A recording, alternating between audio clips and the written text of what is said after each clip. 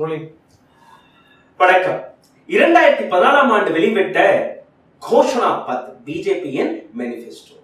வாஜ்பாய் இருந்தார், அத்வானி இருந்தார், முரளி மனோகர் ஜோஷி இருந்தார், பிரைம் மினிஸ்டர் மோடி இருந்தார், பல்வேறு மூத்த தலைவர்கள் இருந்தார்கள்.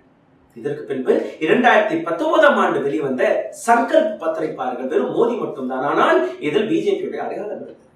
2024 ஆண்டு வெளிவந்த இந்த மேனிஃபெஸ்டோவை பாருங்கள், இதில் வெறும் மோடி மட்டும்தான். மோடியை தாண்டி வேறு யாருமே கிடையாது. பின்னாடி ஜேபி நட்டா இருக்கிறார். ஆனால் இதில் எழுதப்பட்ட வார்த்தை என்ன? இது மேனிஃபெஸ்டோ கிடையாது, இது மோடிஜிக்கு காரண்டி என்று கூறி வருகிறார்கள். அப்போ மோடியின் வாக்குறுதிகள் என்னானது என்று நீங்க பார்த்தீர்கள். கடந்த 10 ஆண்டுகளாக எந்த ஜும்லாக்களை இந்த நாட்டு மக்களுக்கு முன் எடுத்து வைக்கிறாரோ அதை பத்தின ஒரு விவரமான பத்திரத்தை அவரை வெளிவிட்டு விட்டார். எந்த பொய்களை அடுக்கடுக்காக இவர்கள் எடுத்து காட்டினார்களோ, எந்த பொய்யை வைத்து இந்த நாட்டு மக்களை ஏமாற்றி வந்தார்களோ அதை பொய்யோடைய பட்டியலை தான் மோடிக்கு காரண்டி என்று வெளிவிட்டிருக்கிறது பிஜேபி. ஆனால் இந்த பத்திரத்தை பிஜேபியின் பத்திரமாக பார்க்காதீர்கள், RSS பத்திரமாக பார்க்காதீர்கள். இந்த பத்திரம் மோடிஜிக்கு காரண்டி மட்டுமே என்பதை நீங்க புரிந்து கொள்ள வேண்டும். 2014 ஆண்டிலிருந்து 2024 ஆண்டு வரை 10 ஆண்டுகளில் என்னெல்லாம் பொய்களை பேசியிருக்கிறார் என்கிற ஒரு டீடைல்டான வீடியோவை இன்னைக்கு இரவு நாங்கள் வெளிவிட இருக்கிறோம். ஆனால் அதற்கு முன்பு இதை ஒரு ப்ரீகேப்பாக பாருங்கள். கடந்த 10 ஆண்டுகளில் மிக முக்கியமாக உங்களுடைய நேர் வாழ்க்கையில் எந்த விதமான பாதிப்புகளை இது போன்ற பத்திரங்கள் வெளிவந்திருக்கிறது. இது போன்ற பத்திரங்களை வைத்து எந்த அளவில் இந்த நாட்டு மக்களை ஏமாற்றியிருக்கிறார்கள் என்று நீங்க பார்க்க வேண்டும். 2014 ஆண்டு பிரைம் மினிஸ்டர் மோடி வாயிலிருந்து வந்த வார்த்தை என்ன? बहुत हुई बेरोजगारी की मार, अब की बार மோடி சர்க்கார். வேலையில்லா திண்டாட்டம் இதற்கு மேல் தேவையல்ல. இதிலிருந்து வெளிவருவதற்காக மீட்பதற்காக மோடி அரசாங்கம் பிஜேபிக்கு ஓட்டை போடுங்கள். ஒரு வருடத்திற்கு 2 கோடி வேலை வாய்ப்பை நாங்கள் உருவாக்க போகிறோம். அடுத்த 10 ஆண்டுகளில் 20 கோடி வேலை வாய்ப்பை நாங்கள் உருவாக்குவோம் என்கிற ஒரு மிகப்பெரிய பொய்யை பேசினார்கள். ஆனால் இந்த 75 பக்கம் கொண்ட இதே மேனிஃபெஸ்டோவை நீங்க பார்த்தீர்களா? இதில் எங்கேயுமே அன்எம்ப்ளாய்மெண்ட் பத்தி எழுதவில்லை, வேலையில்லா திண்டாட்டத்தை பத்தி எழுதவில்லை. இந்த டேட்டாவை இவர்கள் பேசக்கூடாது. அப்போ எந்த விதமான மோடிக்கு காரண்டியை பத்தி நான் பேச போகிறோம், அந்த டேட்டாவை தானே நான் உங்களுக்கு எடுத்து காட்ட போகிறேன். 2014 ஆண்டிலிருந்து 2025 ஆண்டு வரை எந்த அன்எம்ப்ளாய்மெண்டை இந்த நாடு சந்தித்து வருகிறதோ அதை பத்தின டேட்டாவை நேரடியாக 25 சொல்லிட்டீங்க. 2014 ஆண்டிலிருந்து 2025 ஆண்டு வரை, 2014 ஆண்டிலிருந்து 2024 ஆண்டு வரை எந்த அன்எம்ப்ளாய்மெண்ட் டேட்டாவை இந்த மேனிஃபெஸ்டோவில், அதாவது மோடிக்கு காரண்டி என்கிற இந்த பக்கத்தில் காட்டவில்லையோ அதை நான் உங்களுக்கு எடுத்து காட்ட போகிறேன். நேரடியாக பார்லிமெண்டில் இந்த நாட்டு அரசாங்கம் வெளிவிட்ட டேட்டா, நாங்க 2 கோடி வேலை வாய்ப்பை கூட உருவாக்கவில்லை. இது முதல் பொய். சரி, இந்த நாட்டு அரசாங்கமே நேரடியாக பார்லிமெண்டில் இருந்து வெளிவிட்ட பதில். இந்த நாட்டு அரசாங்கமே நேரடியாக பார்லிமெண்டில் நின்று கொண்டு கொடுத்த பதில், ஒரு வருடத்திற்கு 2 கோடி வேலை வாய்ப்பு கிடையாது. கடந்த 10 ஆண்டுகளில் நாங்க 2 கோடி வேலை வாய்ப்பை கூட உருவாக்க முடியவில்லை. அப்போ எந்த காரண்டியை பத்தி பிரைம் மினிஸ்டர் மோடி பேசுகிறார்? அவர் கொடுக்காத டேட்டாவை நான் உங்களுக்கு எடுத்து காட்டுகிறேன். Unemployment data, unemployment rate 45%. இந்த நாட்டில் இருக்கக்கூடிய மக்கள் 45% வேலை இல்லாமல் இருக்கிறார்கள். யூத் அன்எம்ப்ளாய்மெண்ட் ஆல் டைம் லோவில் இருக்கிறது. இதற்கு மேல் எப்பவுமே இளைஞர்கள் வேலை இல்லாமல் இருக்கவே இல்லை. 25% இளைஞர்கள் வேலை இல்லாமல் இருக்கிறார்கள். 45 கிராஜுவேட் பட்டதாரிகள் வேலை இல்லாமல் இருக்கிறார்கள். இதை பத்தி இந்த அரசாங்கம் பேசுவாங்க. 45% சொல்லுவாங்க. ஆமா, 45%. நான் என்ன சொல்றேன்? 45, 25 மட்டும் சொல்லிட்டேன். ஓகே, மறுபடியும் அன்எம்ப்ளாய்மெண்ட் ரேட் 45%. ஒட்டுமொத்த இந்தியாவில் 45% மக்கள் வேலை இல்லாமல் இருக்கிறார்கள். Youth unemployment rate is all time low. இதற்கு முன்பு எப்பவுமே இளைஞர்களுக்கு இந்த அளவில் வேலை இல்லாமல் அவர்கள் திண்டாடவே இல்லை. 25% இளைஞர்களுக்கு வேலை வாய்ப்பு கிடையாது. 45% கிராஜுவேட் பட்டதாரிகள் கையில் வேலை வாய்ப்பு கிடையாது. இதை பத்தின ஒரு வார்த்தையை கூட பிரைம் மினிஸ்டர் மோடி தன்னுடைய மோடிக்கு கேரண்டி என்கிற இந்த காகிதத்தில் எழுதவில்லை. ஆனால் நாங்க எந்த அளவில் இந்த நாட்டு மக்களுக்காக சேவை செய்து கொண்டிருக்கிறோம் என்கிற ஒரு பொய், ஒரு ஜும்லா பக்கத்தை தான் இவர்கள் வெளிக்காட்டியிருக்கிறார்கள். இது முதல் விஷயம்.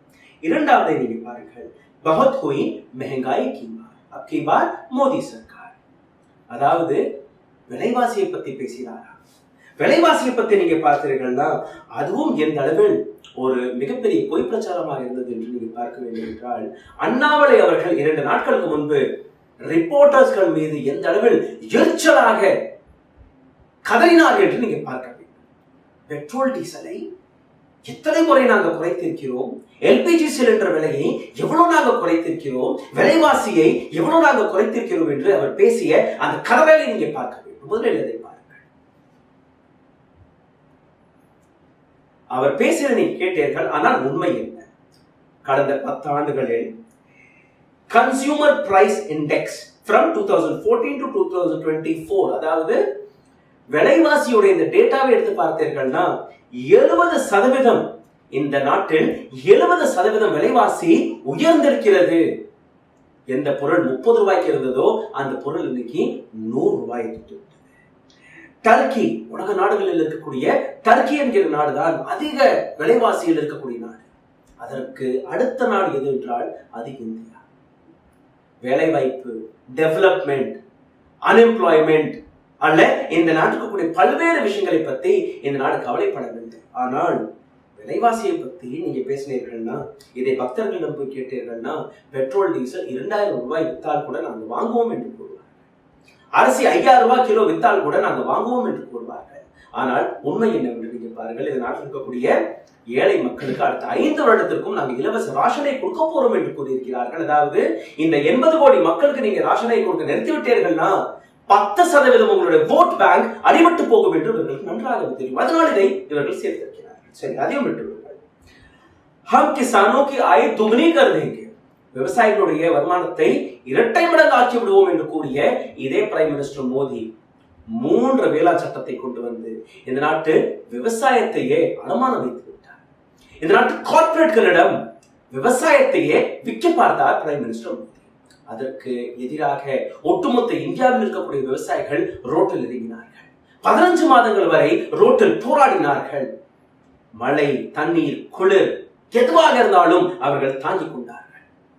ஒரு முறை கூட பிரைம் மினிஸ்டர் மோடியோ அவருடைய தொண்டர்களோ போய் பார்க்கவில்லை, சந்திக்க அவர்களை தீவிரவாதி போன்று நடத்தினார்கள்.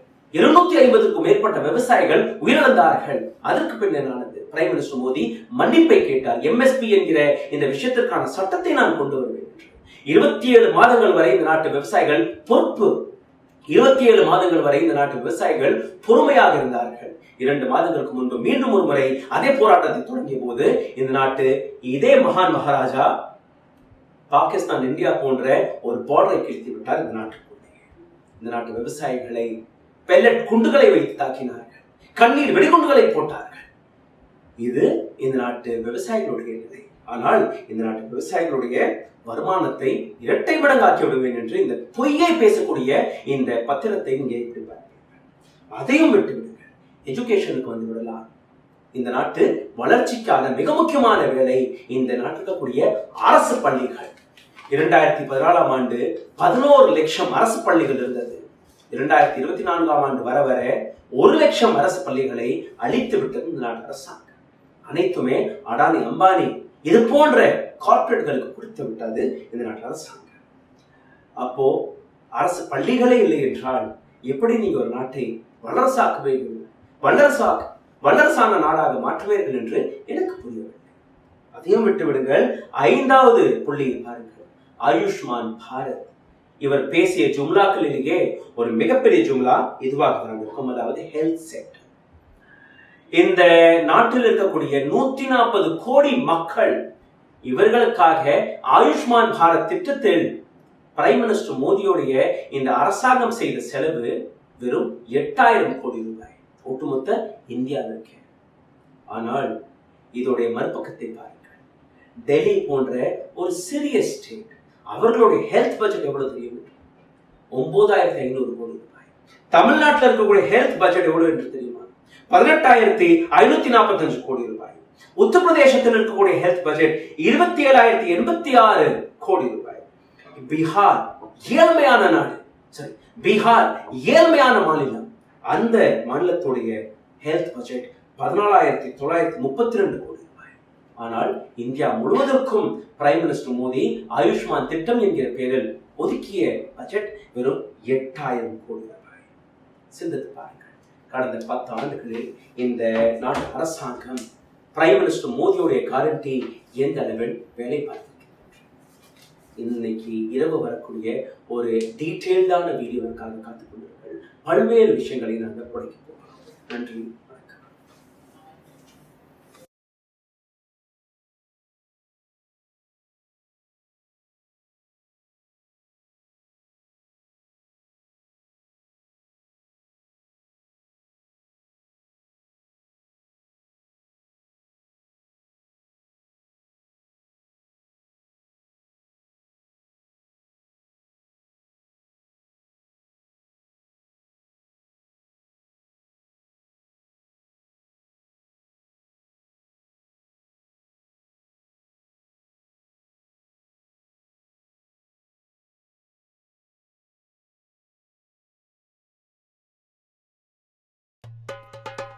Karim's biryani paradise at liberty and catering services, கோடம்பாக்கத்தின் அறுசுவை அடையாளம்.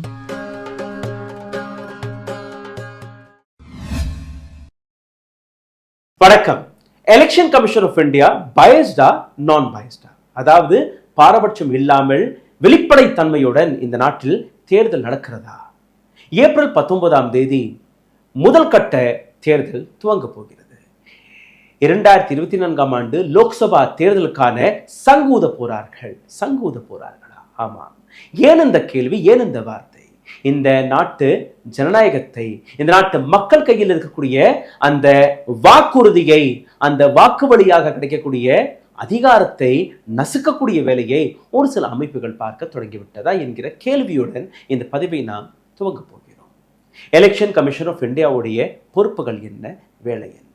உண்மையிலேயே எலெக்ஷன் கமிஷன் ஆஃப் இந்தியா எந்த விதமான பாரபட்சமும் இல்லாமல் ஒரு ஓப்பன் பிளேயிங் ஃபீல்டுடன் அனைத்து அரசியல் கட்சிகளுக்குமே ஒரு சமமான பிளாட்ஃபார்மை எடுத்து காட்டுகிறதா, அல்ல ஒரு அரசியல் கட்சிக்காக எலெக்ஷன் கமிஷன் ஆஃப் இந்தியா மண்டி போட்டுக்கொண்டு வேலை பார்க்க தொடங்கிவிட்டதா? மக்களுடைய அதிகாரத்தை நசுக்கக்கூடிய இந்த ஒட்டுமொத்த சூழ்ச்சியை இன்னைக்கு நாம் உடைக்க போகிறோம். அதனால் கடைசி வரை இந்த பதிவை கவனமாக பாருங்கள். 18வது லோக்சபா தேர்தல் 19 ஏப்ரல் அன்று தொடங்கி ஜூன் 1ஆம் தேதி முடிய போகிறது. 4ஆம் தேதி ரிசல்ட்டும் வெளிவந்துவிடும். 4ஆம் தேதி இந்த நாட்டை ஆளப்போவது யாரு? புதிய பிரைம் மினிஸ்டரா, அல்ல பிரைம் மினிஸ்டர் மோடியே 3வது முறையும் பிரைம் மினிஸ்டராக பதவியேற்க போகிறாரா என்கிற அந்த முடிவு உங்களுக்கு முன் வந்துவிடும். அப்கி பார் 400 பார் என்கிற அந்த வார்த்தைக்கான உண்மையும் தெரிய வந்துவிடும். ராகுல் காந்தியுடைய பாத யாத்திரை எந்த அளவில் இம்பாக்ட் எடுத்து காட்டியிருக்கிறது, இந்தியா அலையன்ஸ் எந்த அளவில் இம்பாக்ட் காட்டியிருக்கிறது, மக்கள் யார் பக்கம் நிற்கிறார்கள் என்கிற அனைத்து கேள்விக்கான விடயமும் கிடைத்துவிடும்.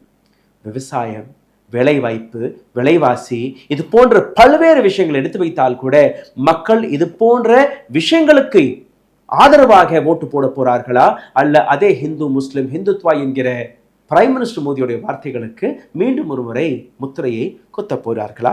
Election commission of India biased or non biased? இந்த கேள்விக்கான விடயத்தை மிக ஆழமாக நாம் பார்க்க வேண்டிய அவசியம் ஏற்பட்டிருக்கிறது. ஏன் என்று நீங்க பார்த்தீர்களா, இந்த நாட்டில் இருக்கக்கூடிய தேர்தல் ஆணையம் எந்த அளவில் மக்களுக்காக வேலை பார்க்க வேண்டுமோ அது பார்க்கவில்லை என்கிற பல்வேறு குற்றச்சாட்டுகள் இப்ப வெளிவர தொடங்கிவிட்டது. அதற்கான ஒரு சாதாரணமான உதாரணத்தை பார்த்து விடுங்கள். எலக்ட்ரோரல் பாண்ட் எடுத்துக்கொள்ளுங்கள். எந்த அளவில் தேர்தல் ஆணையம் இந்த விஷயத்தில் சீரியஸாக களமிறங்கியிருக்க வேண்டுமோ, எந்த அளவில் ஆக்ஷனில் இறங்கியிருக்க வேண்டுமோ, எதுவுமே செய்யவில்லை.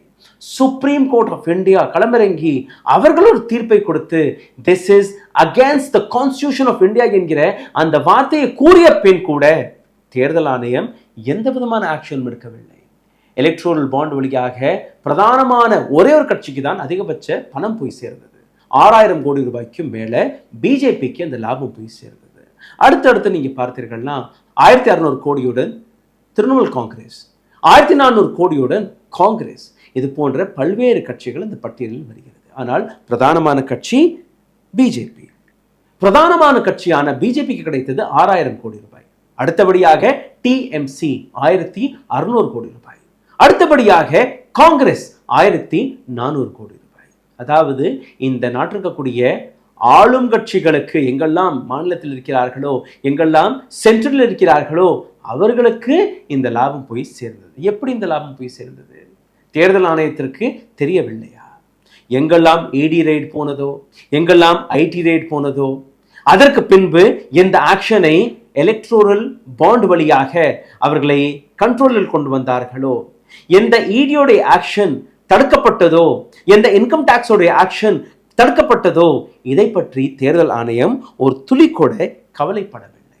அப்போ இந்த முறையும் பிரைம் மினிஸ்டர் மோடி தான் பிரைம் மினிஸ்டராக பதவியேற்க போகிறாரா என்ற அந்த கேள்வியை நீங்க பார்த்தீர்கள்னா ஆகலாம். ஆனால் இதே தேர்தல் ஆணையம் எந்த பிரஷரை எஸ்பிஐ மீது போட்டிருக்க வேண்டுமோ அவர்கள் போடவில்லை. சுப்ரீம் கோர்ட் எஸ்பிஐ மீது பிரஷரை போட்டால் கூட இந்த நாட்டிற்கக்கூடிய அரசாங்கம் எஸ்பிஐ மீதே பிரஷரை போட்டு இந்த டேட்டாவை வெளிவிடாமல் தடுக்க பார்த்தார்கள். பல்வேறு முயற்சிக்கு பின்பு எஸ்பிஐ அந்த டேட்டாவையும் அறகுறையாக தான் கொடுத்தார்கள். முழு டேட்டா இன்னும் வெளிவரவில்லை. அந்த டேட்டாவை பப்ளிஷ் செய்ததற்கு பின்பு எலக்ட்ரோரல் பாண்ட் வழியாக எந்த அரசியல் கட்சிக்கு எவ்வளவு பணம் போயிருக்கிறது என்கிற அந்த விஷயத்தை கூட கண்டும் காணாமல் எலெக்ஷன் கமிஷன் ஆஃப் இந்தியா வேலை பார்ப்பதை நீங்கள் பயஸ்டாக பார்ப்பீர்களா அல்ல நான் பயஸ்டாக பார்ப்பீர்களா என்று நீங்கள் பார்க்க வேண்டும். இது மட்டுமல்ல, இவிஎம் மீது வெளிவரக்கூடிய பல்வேறு கேள்விகளை எடுத்துக்கொள்ளுங்கள். 25 ஆப்போசிஷன் கட்சிகள் இதே தேர்தல் ஆணையத்திற்கு ஒரு கடிதத்தை எழுதி நேரத்தை ஒதுக்குகிறார்கள். ஆனால் இன்னைக்கு வரை தேர்தல் ஆணையம் எந்த விதமான நேரத்தையும் ஒதுக்கி கொடுக்காமல் அலைக்கழித்து கொண்டிருக்கிறது. அதையும் விட்டுவிடுங்கள், சமீபத்தில் நீங்க பார்த்தீர்கள்னா பல்வேறு பிரஸ் மீட்ஸ்களை chief election commissioner Rajiv Kumar பல்வேறு பிரஸ் மீட்களில் கொடுத்த ஸ்டேட்மெண்ட் தான் இந்த அனைத்து குழப்பங்களுக்கான காரணமாக உருவெடுத்திருக்கிறது. அதாவது எந்த விதமான கேள்வியை இவிஎம் மீது எடுத்து வைத்தாலோ, விவிபேட் மீது எடுத்து வைத்தாலோ அது சரியல்ல. ஏதோ ஒரு சின்ன பொட்டியை வைத்து ஒரு சில நபர்கள் தன்னை எக்ஸ்போர்ட் ஆகிறது காட்டி வருகிறார்கள். அதாவது உலகம் முழுவதும் வெளிவரக்கூடிய ரிசர்ச் டாக்குமெண்ட்கள், ஏடிஆர் போட்ட பல்வேறு வழக்குகள், இதை தாண்டி பல்வேறு ஆக்டிவிஸ்ட்கள் இதே இவிஎம் மீது, இதே விவிபேட் மீது, இன்னும் சொல்ல போனால் இதே சுப்ரீம் கோர்ட் ஆஃப் இந்தியாவை சார்ந்த பல்வேறு அட்வொகேட்கள் நடத்தக்கூடிய ப்ரொட்டஸ்டை கூட இது தவறானது என்று எடுத்து காட்டிவிட்டார் chief election commission of India Rajiv Kumar. சரி, இதை கூட விட்டுவிடலாம். எதிரில் இருக்கக்கூடிய பத்திரிகையாளர்கள் கேட்கக்கூடிய கேள்வி, இவிஎம் பற்றி எந்த கேள்வியும் இருக்காது, விவிபேட்டை பற்றி எந்த கேள்வியும் இருக்காது. அப்படி தப்பித்தவறி யாராவது கேள்வி கேட்டுவிட்டால் 30-40 பெட்டிஷன்ஸ்களை ஹைகோர்ட்டும் பார்த்து விட்டது, சுப்ரீம் கோர்ட்டும் பார்த்து விட்டது. இதை தாண்டி எந்த விதமான குற்றச்சாட்டும் எங்கள் மீது நீங்க எடுத்து வைக்க முடியாது. இவிஎம் பரிசுத்தமானது, விவிபேட் அதற்கு மேல சுத்தமானது என்கிற ஒரு விளக்கத்தை மட்டும் கொடுத்து உங்களை நம்ப கூறி வருகிறார் Rajiv Kumar, chief election commissioner. இதை தாண்டி நீங்க பார்த்தீர்கள், அந்த வீடியோவை நாங்கள் போடுறோம், அந்த வீடியோ கீழே நீங்க பார்த்தீர்கள்னா இவிஎம்ஐ பற்றின ஒரு அட்வர்டைஸ்மெண்ட் போட்டு விடுவார்கள். காரணம், நாங்கள் இவிஎம்ஐ பற்றி கேள்வி எழுப்புகிறோம் என்று. இவிஎம் மீது வரக்கூடிய சந்தேகங்களை ஒரு துளி கூட கவலைப்படாமல், ஒரு துளி கூட விளக்காமல் எந்த விதமான பிரஸ் மீட்களை நாம் பார்த்து வருகிறோம் என்று நீங்க புரிந்து கொள்ள வேண்டும். சரி, இதையும் விட்டுவிடுங்கள். இதே லாஜிக்கல் நீங்க பார்த்தீர்கள். அதாவது இந்த இவிஎம் மீது கேள்வி எழுப்பக்கூடிய நபர்கள் அவர்கள் எக்ஸ்போர்ட்டா என்று நீங்க பார்த்தீர்கள்னா இதே லாஜிக்கை எலெக்ஷன் கமிஷனர்களுடைய தேர்வை நீங்க பாருங்கள். இப்போ சமீபத்தில் 2 எலெக்ஷன் கமிஷனர்களை நாம் தேர்வு செய்திருக்கிறோம். நாம் அல்ல, பிரைம் மினிஸ்டர் மோடி தேர்வு செய்திருக்கிறார். சட்டத்தை மாற்றிவிட்டு சுப்ரீம் கோர்ட் ஆஃப் இந்தியாவின் சீஃப் ஜஸ்டிஸ் ஆஃப் இந்தியா, எதிர்க்கட்சியின் தலைவர் ஆப்போசிஷன் லீடர் மற்றும் பிரைம் மினிஸ்டர், இந்த 3 நபர்கள் கொண்ட குழுதான் சீஃப் எலெக்ஷன் கமிஷனர் மற்றும் 2 எலெக்ஷன் கமிஷனர்களை தேர்வு செய்யும்படி ஒரு முடிவெடுத்தார்கள். பிரைம் மினிஸ்டர் மோடி பார்லிமெண்ட் வழியாக ஒரு சட்ட திருத்தத்தை கொண்டு வந்து பிரைம் மினிஸ்டர் மோடி அவருடைய யூனியன் மினிஸ்டர், இந்த முறை அமித்ஷா அங்கு நின்றார், எதிர்க்கட்சி தலைவர்கள் 3 பேருமே யாரை கை காட்டுகிறார்களோ அவர்தான் எலெக்ஷன் கமிஷனர் மற்றும் எலெக்ஷன் கமிஷனர் ஆஃப் இந்தியா என்று முடிவெடுத்து விட்டார்கள். அப்போ இவர்கள் யாருக்கு வேலை பார்ப்பார்கள்? முடிவெடுத்து பாருங்கள். சரி, இதையும் விட்டுவிடுங்கள். 26 ஆப்போசிஷன் பொலிட்டிக்கல் பார்ட்டிஸ், அதாவது இந்த நாட்டில் இருக்கக்கூடிய 38% ஓட் ஷேரை பெற்ற இந்த அரசியல் கட்சிகள் எலெக்ஷன் கமிஷனரிடம் ஒரு பெட்டிஷனை போட்டார்கள். எங்களுக்கு பல்வேறு சந்தேகங்கள் இருக்கிறது, அந்த சந்தேகத்தை தீர்ப்பதற்காக 76 கேள்விகள் எழுதினார்கள். அந்த 76 கேள்விகளுக்கான ஒரு பதிலை கூட எலெக்ஷன் கமிஷனர் கொடுக்கவில்லை. பத்திரிகையாளர்கள் கேள்வி கேட்க மாட்டார்கள், எதிர்க்கட்சிகள் கேள்வி கேட்டாலும் அவர்களுக்கு நாங்கள் பதில் கொடுக்க மாட்டோம். அப்படி இது போன்ற ஆக்டிவிஸ்ட்கள், இது போன்ற எக்ஸ்போர்ட்ஸ்கள் இவிஎம்ஐ பற்றி, விவிபேட்டை பற்றி ஒரு விளக்கத்தை கொடுக்க முன்வந்தாலும் அவர்களை நீங்கள் கோமாளியாக சித்தரிக்க தொடங்கிவிட்டீர்கள். அப்போ நீங்கள் தான் உண்மையை பேசி வருகிறீர்கள் என்று மக்களை நம்ப கூறி வருகிறது இந்த நாட்டு அரசாங்கம். இதையும் விட்டுவிடலாம். அருண் கோயல், முன்னாள் எலெக்ஷன் கமிஷனர், திடீர் என்று ராஜினாமாவை கொடுத்து விட்டார். அவருக்கு உடல்நிலை சரியாக இல்லை என்று அதையும் விளக்கினார்கள். அவருக்கு நெருக்கமாக இருக்கக்கூடிய பல்வேறு நபர்கள் கொடுத்த ஸ்டேட்மெண்ட்டை பார்த்தீர்கள்னா இது வேற விவகாரம், இவருக்கும் உடல்நிலை சரியாக இல்லாததற்கும் எந்த விதமான சம்மதமும் இல்லை என்று கூறிவிட்டார்கள். அசோக் லவாசா உங்களுக்கு ஞாபகத்தில் இருப்பார். அமித்ஷா மற்றும் நரேந்திர மோடிக்கு கிளீன் சிட் கொடுக்காத ஒரு தைரியமான எலெக்ஷன் கமிஷனர். அவர்களுக்கு கிளீன் சிட் கொடுக்காத காரணத்தால் ஒட்டுமொத்த குடும்பத்தையே எந்த அளவில் சீர்குலைக்க பார்த்தது இந்த நாட்டு அரசாங்கம் என்று கொஞ்சமாக சிந்தித்து பாருங்கள். அசோக் லவாசாவுடைய மனைவி, அவருடைய மகன், சொந்தக்காரர்கள் அனைவர் வீட்டில் இடி ஐடியின் ரெய்டு. கடைசியில் அவரும் ராஜினாமாவை கொடுத்து விட்டார். அப்போ எலெக்ஷன் கமிஷன் ஆஃப் இந்தியா பயஸ்டா நான் பயஸ்டா என்று நீங்கள் முடிவெடுக்க வேண்டிய அந்த தருணம் வந்திருக்கிறது. சரி, பொலிட்டிக்கல் அனாலிசிஸை நீங்கள் எடுத்து பார்க்கும்போது எத்தனையோ அனலிட்டிக்ஸ் ரிப்போர்ட்கள் வெளிவரும்போது எலெக்ஷன் கமிஷன் ஆஃப் இந்தியா ஒரு அரசியல் கட்சிக்காக வேலை பார்ப்பதாக பல்வேறு நபர்கள் எடுத்துக்காட்டி வருகிறார்கள். உதாரணத்திற்கு நீங்கள் பார்த்தீர்கள்னா தேர்தல் ஆணையம் வழியாக வெளிவரக்கூடிய இந்த பட்டியலை பாருங்கள். ஒரு எம்பி எலெக்ஷனுக்காக சாதாரணமாக நீங்கள் 70 லட்சம் ரூபாயிலிருந்து 95 லட்சம் ரூபாய் வரை செலவழிக்கலாம். நான் ஒரு ஆக்டிவிஸ்ட், என் கையில் எந்த விதமான பணமும் கிடையாது. 95 லட்சம் என்னால் அந்த எம்பி தேர்தலில் செலவழிக்க முடியுமா? அல்ல 95 லட்சம் ரூபாய் மட்டும்தான் இந்த தேர்தலில் செலவழிக்கப்படுகிறதா என்ற இந்த கேள்வி நீங்கள் கேட்டீர்கள்னா கிடையாது. அதற்கான ஒரு ப்ரூஃப் நான் உங்களுக்கு எடுத்து காட்டுகிறேன். இந்த ஆர்டிக்கலை படித்து பாருங்கள். இந்த ஸ்க்ரால் எடுத்து எழுதிய இந்த article, BJP spend nearly 45% or you can say 27,000 crore of total expenditure for 2019 Lok Sabha election. 45%, அதாவது 2019ஆம் ஆண்டு எந்த அளவில் அனைத்து கட்சிகளுமே ஒன்றிணைந்து செலவழித்தார்களோ அதிலிருந்து 45% வெறும் பிஜேபி மட்டுமே செலவழித்திருக்கிறது. 27,000 கோடி ரூபாய். இது ஒரு அமைப்பு வெளிவிட்ட டேட்டா மட்டும்தான். இன்னொரு அமைப்பு இருக்கிறது, இது 27,000 கோடி ரூபாய் அல்ல, 60,000 கோடி ரூபாய். மூன்றாவது அமைப்பும் வெளிவந்தது. 60,000 கோடி ரூபாய் அல்ல, 1,00,000 கோடி ரூபாயும் தாண்டி 2019ஆம் ஆண்டு தேர்தலில் இந்திய தேர்தல் ஆணையத்திற்கு முன்பே இந்த பணத்தை செலவழித்தார்கள். ஆனால் எந்த விதமான ஆக்ஷனும் இதுவரை தேர்தல் ஆணையம் எடுக்கவில்லை. பயஸ்ட் ஆர் நான் பயஸ்ட் என்கிற அந்த முடிவை நீங்களே எடுத்து விடுங்கள். சரி, இதையும் விட்டு விடுங்கள். இதே தேர்தல் ஆணையம் வெளிவிட்ட இன்னொரு எஃபிடபிட்டை நான் உங்களுக்கு எடுத்து காட்டுகிறேன். என் கையில் அந்த எஃபிடபிட் இருக்கிறது. 95 லட்சம் ரூபாய் மட்டும்தான் ஒரு எம்பி தன்னுடைய பிரச்சாரத்திற்காக செலவு செய்ய வேண்டும் என்கிற அந்த விஷயத்தை எலெக்ஷன் கமிஷன் ஆஃப் இந்தியா எடுத்து வைத்திருக்கிறது. பிஜேபி எஃபிடபிட் வழியாக இந்த நாட்டு அரசாங்கத்திற்கு எலெக்ஷன் கமிஷன் ஆஃப் இந்தியாவிற்கு எடுத்து வைத்த விஷயம் என்ன? 2019ஆம் ஆண்டு நாங்கள் 12,064 கோடி ரூபாயை செலவழித்திருக்கிறோம். வெறும் 303 எம்பிக்கள் மட்டும்தான். அப்போ ஒரு எம்பி மீது 2,95 லட்சம் ரூபாயை பிஜேபி செலவழித்திருக்கிறது. ஆன் ஒயிட் பேப்பர் எஃபிடபிட்டை கொடுத்து இந்த விஷயத்தை அவர்களே ஒப்புக்கொண்டிருக்கிறார்கள். 95 லட்சத்தை தாண்டி நீங்கள் செலவழிக்கக்கூடாது என்று எந்த எலெக்ஷன் கமிஷன் ஆஃப் இந்தியா ஒரு ரூலை போட்டிருக்கிறதோ அந்த ரூலையும் மீறி 95 லட்சத்திற்கும் மேல 2 கோடி ரூபாய் அதிகமாக செலவழித்த அரசியல் கட்சி மீது எந்த விதமான ஆக்ஷனும் எடுக்கப்படவில்லை. பட்டனை அமுக்குவதற்கு முன்பு பஜரங் பலியோடைய பெயரை எடுத்து நீங்க பட்டனை அமுக்குங்கள் என்று கூறிய பிரைம் மினிஸ்டர் மோடி மீது எந்த ஆக்ஷனும் கிடையாது. புல்வாமா என்கிற பெயரை வைத்து மக்களுடைய இமோஷன்ஸ்களை தூண்டிவிட்டு இராணுவத்தின் பெயரில் ஓட்டை சேகரித்தார்கள். அப்பவும் எந்த விதமான ஆக்ஷனும் கிடையாது. இந்து முஸ்லிம் என்கிற கலவரத்தை தூண்டும்படி இந்த தேர்தல், உத்தரப்பிரதேஷ் தேர்தலை கூறுகிறேன், இந்த தேர்தல் 80 versus 20 என்று இதே அரசியல் கட்சியின் ஒரு சீஃப் மினிஸ்டர் கூறினார், யோகி ஆதித்யநாத். அப்பவும் எலெக்ஷன் கமிஷன் ஆஃப் இந்தியா விழிக்கவில்லை.